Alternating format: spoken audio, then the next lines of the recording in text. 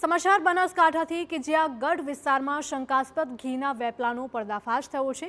એસઓજીએ patrolling દરમિયાન શંકાસ્પદ ઘી ઝડપી પાડ્યું। પિકઅપ વાનમાંથી 170થી વધારે ઘીના ડબ્બા મળી આવ્યા। ઘી ક્યાંથી લાવ્યા અને કોને આપવાનું હતું તે અંગે તપાસ તેજ કરાઈ છે। પોલીસે વાહન ચાલકની પૂછપરછ કરી વધુ તપાસ હાથ ધરી। સંવાદદાતા અતુલ જોડાયા છે વધુ અપડેટ સાથે। અતુલ, જણાવશો કે ગઢ વિસ્તારમાં શંકાસ્પદ ઘીના વેપલાનો પર્દાફાશ થયો છે। છેલ્લા કેટલા સમયથી અહીંયા ઘી બનાવવાનું કામકાજ ચાલી રહ્યું હતું?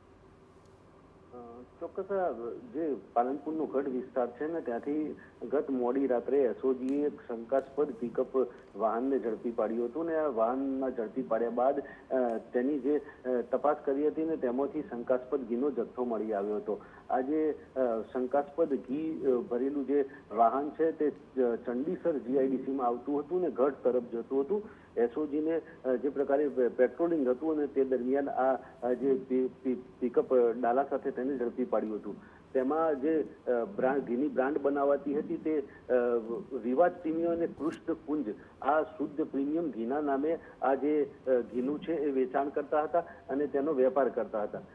એસઓજીએ 171 જેટલા ઘીના ડબ્બા અત્યારે જપ્ત કર્યા છે અને આજે એમાં 2 આરોપીઓની અટકાયત પણ કરી છે અને એસઓજીએ આ ઘી ક્યાંથી લાવ્યા હતા, કોની બનાવટ હતી અને કોને આપવાનું હતું તે દિશામાં તપાસ હાથ ધરી છે।